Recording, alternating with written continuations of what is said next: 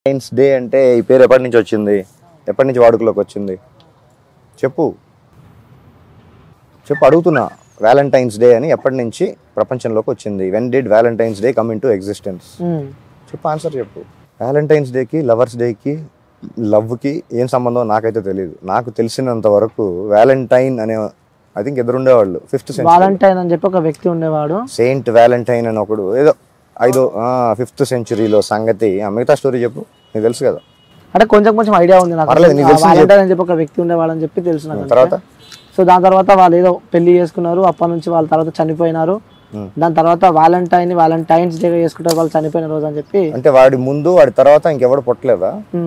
అక్కడి నుంచి మొదలైందని చెప్పి తెలుసు నాకైతే.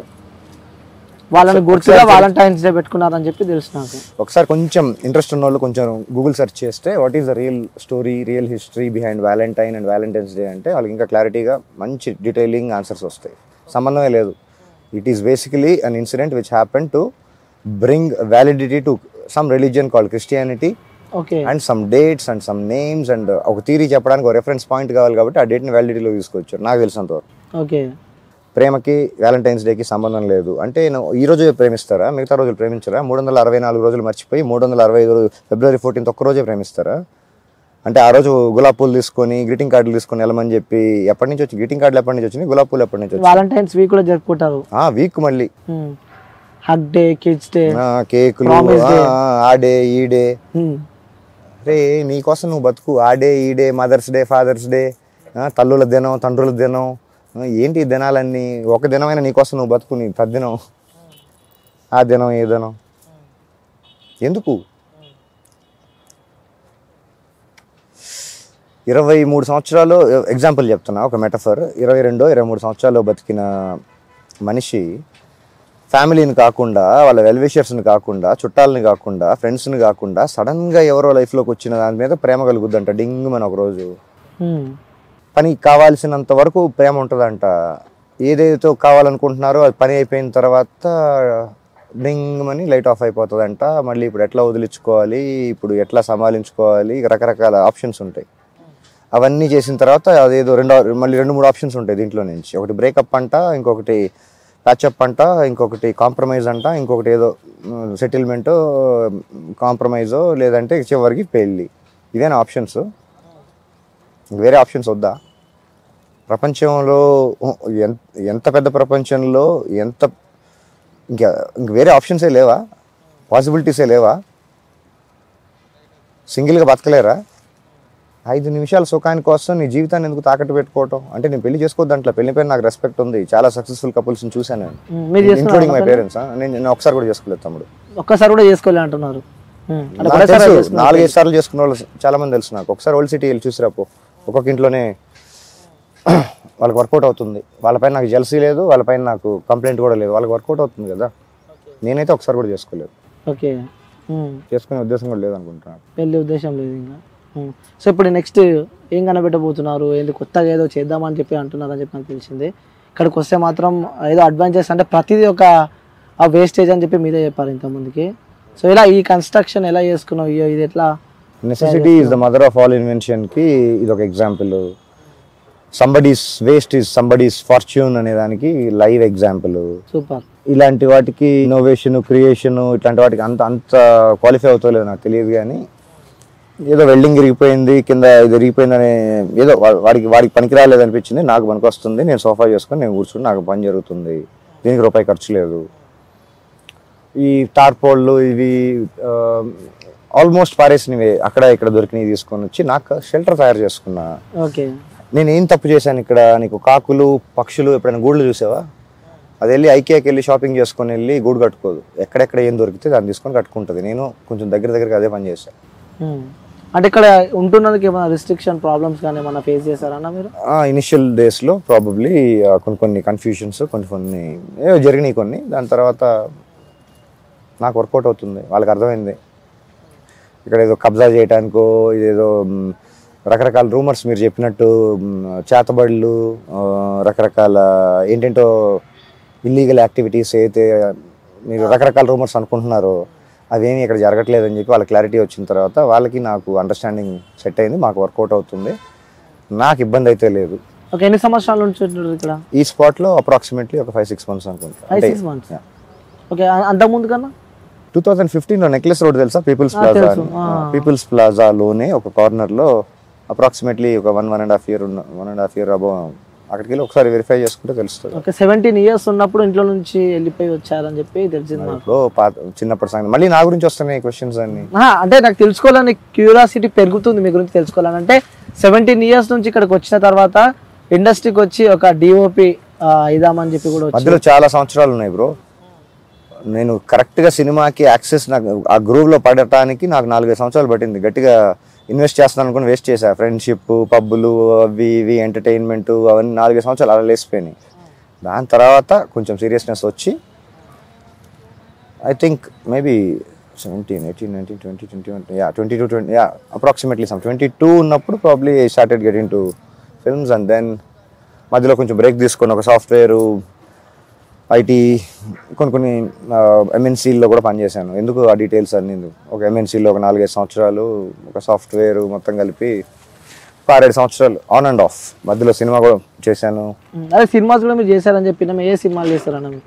తెలుగు, హిందీ, తమిళ్, కొంచెం కన్నడ, భోజ్పురి, బెంగాలీ సినిమా కూడా పనిచేసా. ఆ పేర్లు కూడా నాకు గుర్తులేవు, నాకు చెప్పే ఇంట్రెస్ట్ కూడా లేదు. నాకు గుర్తులేవు. సో ఇవన్నీ గుర్తున్నాయి, ఇంత హిస్టరీ గుర్తుంది, ఇంత చరిత్ర గుర్తుంది, కానీ మీకు అవసరమైన విషయాలే గుర్తుంటాయి, అనవసరమైన విషయాలు గుర్తుంటాయి. నాకు అసలే ర్యామ్ సైజ్ చాలా చిన్నది, అందరిలాగా 12 GB అంత ర్యామ్ లేదు. నేను అంత ఓల్డ్ స్కూల్ 312 kbps తోటి నడిపిస్తున్నా. నాకు అనవసరమైన విషయాలు గుర్తుంచుకునే అంత ఓపిక నాకు లేదు. అంటే ప్రతి ఒక్కరికి ది మోస్ట్ ఇంపార్టెంట్ పర్సన్స్ అంటే ఒకరు ఉంటారన్న మన లైఫ్ లో. అదైతే తల్లిదండ్రులు అయితే ఇంకెవరైతే. సో వాళ్ళని మిస్ అవుతున్నట్టు ఫీలింగ్ కానీ, వాళ్ళని వదిలిపెట్టి ఉంటున్నట్టు కానీ ఎప్పుడు అనిపించలేదా మీకు? Good question. 17 yearsలో ఇంట్లో నుంచి బయటకు వచ్చి దాని తర్వాత సెల్ఫ్ సస్టైనింగ్ మోడ్లో కొన్ని సంవత్సరాలు గడిపి self sustainable, self inspired, self taught నా ఎక్స్పీరియన్స్లో నుంచి, నా లైఫ్లో నుంచి నేను నేర్చుకున్నాను. స్కూల్లో, కాలేజీలో చదివింది వదిలించుకోవడానికి నాకు చాలా టైం పట్టింది. ఆ చెత్త అంతా హిస్టరీ యాజ్ ఇట్ హ్యాపెండ్ నేను ఎప్పుడు చదవాలి. History as it return, corrupted, manipulated, ఆ వర్షన్స్ చదివి అదే నిజం అనుకుని ఆ భ్రమలో బతికేసా. తర్వాత వెరిఫై చేస్తే ఇన్ని సంవత్సరాలు ఇది కూడా ఇంత తెలియకుండా, ఇంత అజ్ఞానంలో బతికేస్తున్నాను, నా మీద నాకే అసహ్యం వేస్తుంది.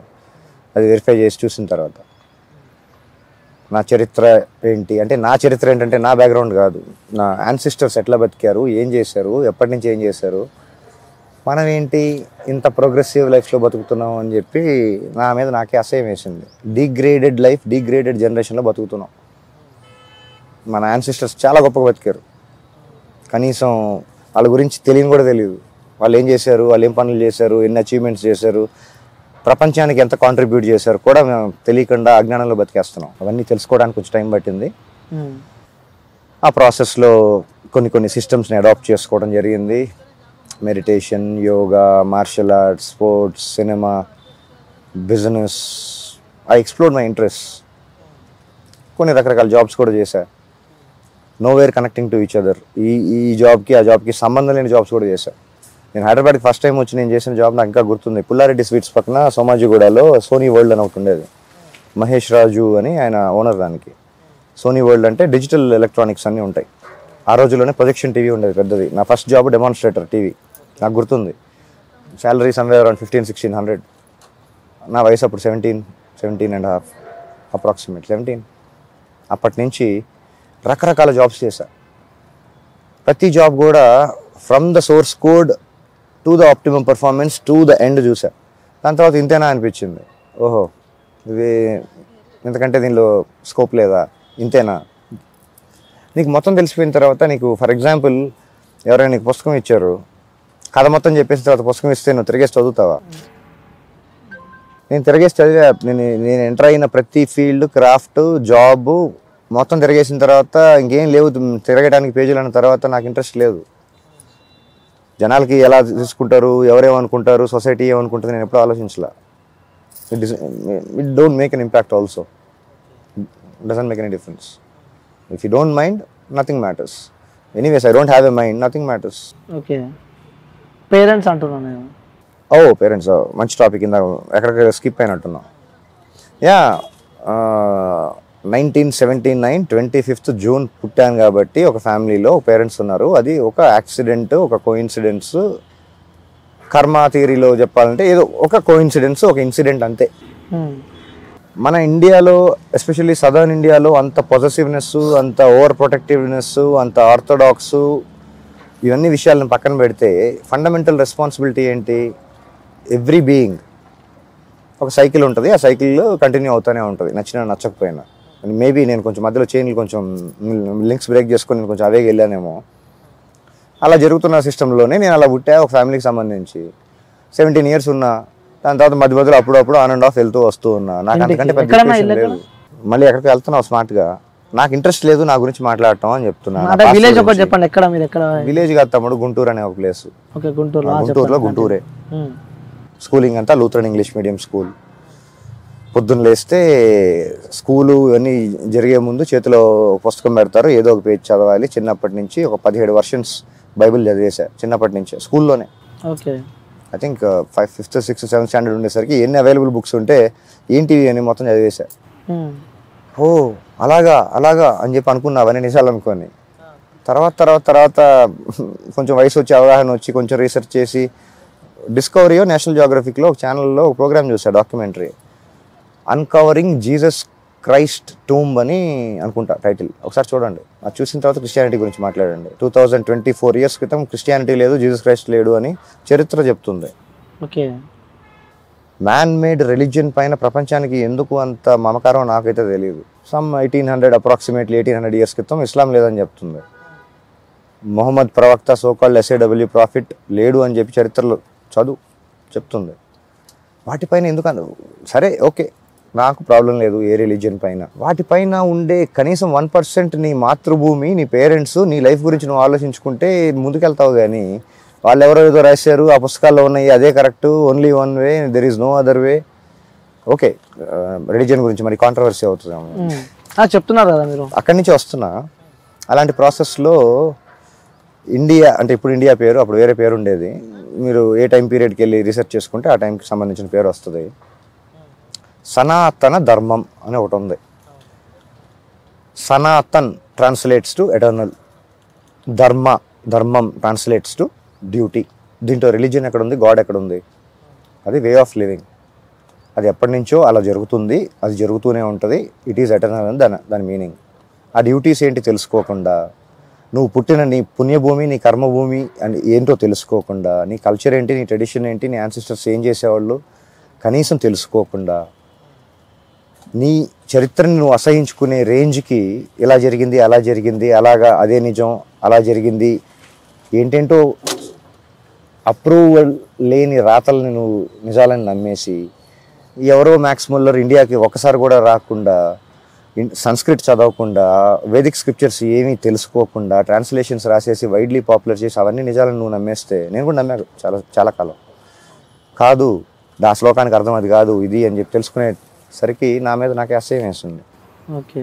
ఒకసారి మను ధర్మశాస్త్రాన మనుస్మృతి అని ఒకటి ఉంది, ఒకసారి చదవండి. ఒరిజినల్ శ్లోకాస్ ఏంటి, దాని ట్రాన్స్లేషన్ ఏంటి, ఎనీ క్వాలిఫైడ్ సాంస్క్రిట్ ప్రొఫెసర్లు, సాంస్క్రిట్ రీసెర్చ్ చేసే వాళ్ళు అసలు సాంస్క్రిట్ అర్థమయ్యే ఎనీ క్వాలిఫైడ్ పర్సన్ దగ్గరికి వెళ్ళి ఈ శ్లోకం అర్థం ఏంటి అని ఒకసారి చెప్పించుకోండి. మ్యాక్స్ ముల్లర్ కూడా రాశాడు ట్రాన్స్లేషన్. తల నుంచి వస్తే ఏదవుతాడంట, కాళ్ళ నుంచి వస్తే ఏదవుతాడంట, వాడి వర్షన్ అక్కడ రాసేసాడు. అదే వైడ్లీ పాపులర్ చేసి నిజం అని చెప్పి నమ్మించేసాడు. ఎక్కడి నుంచి తీసుకొచ్చాడు, ఆ శ్లోకం మీనింగ్ ఇది అని చెప్పి ఎవరు అప్రూవ్ చేశారు అన్నది సోర్స్ కోడ్ చూపించు నాకు. అవి చదవటంలో, ఆ రీసెర్చ్ చేయటంలో, ఈ ప్రాసెస్లో ముందుకెళ్తే ఫ్యామిలీ అనేది చాలా చిన్నది, లైఫ్ చాలా పెద్దది, ప్రకృతి, ప్రపంచం ఇంకా చాలా చాలా పెద్దవి. దాంట్లో స్పిరిచువాలిటీ అదే అక్కడికే వస్తున్నాయి ఇవన్నీ. Unit connect all the dots, అప్పుడే అర్థం అవుతుంది. ఇంకా పెద్ద పెద్ద విషయాలు చాలా ఉన్నాయి. Larger purpose, bigger purpose, what is the purpose of life మాట్లాడతారు కదా పెద్దవాళ్ళు, చాలా ఉన్నాయి. వాటిలో ఫ్యామిలీ చాలా చిన్నది. లవ్ డజంట్ ఎగ్జిస్ట్, అది టెంపరీ ఎమోషన్ నాకు తెలిసినంత వరకు. లవ్ అనేది చాలా చాలా చిన్నది. ఇంత చిన్న చిన్న విషయాల గురించి మాట్లాడుతూ మళ్ళీ పెద్ద విషయాలు అంటావు, పెద్ద విషయాలు చెప్తే నీకు అర్థం కాదు, మళ్ళీ చిన్న విషయాలు అంటావు, మళ్ళీ ట్రోలింగ్ మెటీరియల్ అంటావు. యూట్యూబర్స్కి ఇవే కదా